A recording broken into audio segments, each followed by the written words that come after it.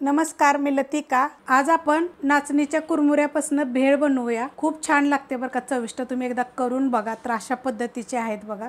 तुम्ही ह्याला काय म्हणता सांगा, कुरमुरे म्हणता, चिरमुरे म्हणता, अजून काय वेगळं नाव असेल तरी पण सांगू शकता। तर हे कुठं भेटतात?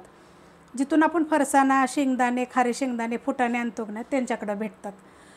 अशा प्रत्येक दुकानात पण भेटतात, पण त्या दुकानात तर जास्त, जर पाहिजे असेल तर जास्त सुद्धा भेटू शकतात। तर हे घेतलेले आहेत मी 250 ग्रॅम आणि ह्यांना थोडंसं चाळून घ्यायचं, म्हणजे काय रेती वगैरे काय जर घाण वगैरे असेल तर निघून जाईल। तर मी चाळणीतच घेतलेले आहेत बघा। तर हे वाडग्यामध्ये मी काढून घेते। वाडग्यामध्ये मी काढून घेतलेलं आहे। त्याच्यामध्ये टाकायचे बघा, एक मीडियम आकाराचा कांदा असा बारीक कापून घेतलेला आहे।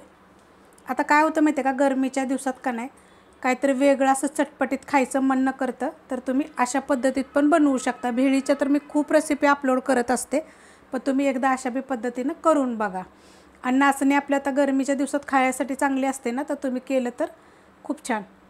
तर ही बिनतिखटाची मिरची आहे बरं का, बारीक एकदम कापून घेतलेली आहे। एकच मिरची घेतलेली आहे लांबड्या आकाराची। ह्यात टाकणार आहे मी खरदाणे। आता हे जर नसले तरी पण चालू शकतात।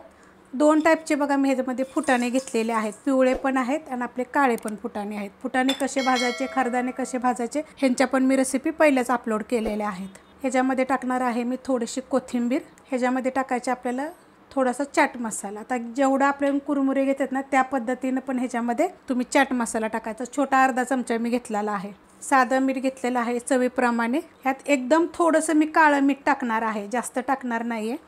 छोटा अर्धा चमचा ह्यात टाकायची आपल्याला पिठी साखर। छोटा अर्धा चमचा ह्याच्यात टाकणार आहे मिरची पावडर, कलरवाली पण आहे आणि तिखटवाली पण आहे।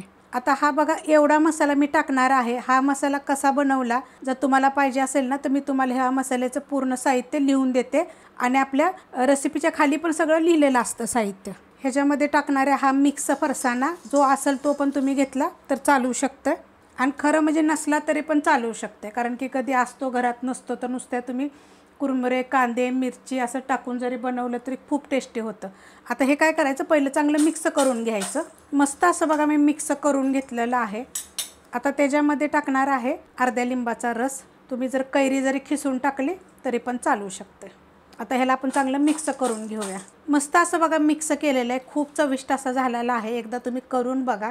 तुम्ही पहिलं कधी केलं आहेत का हे पण मला कमेंट करून सांगा। रेसिपी आवडली तर लाईक करा, सबस्क्राईब करा, कमेंट करा आणि शेअर बी करा।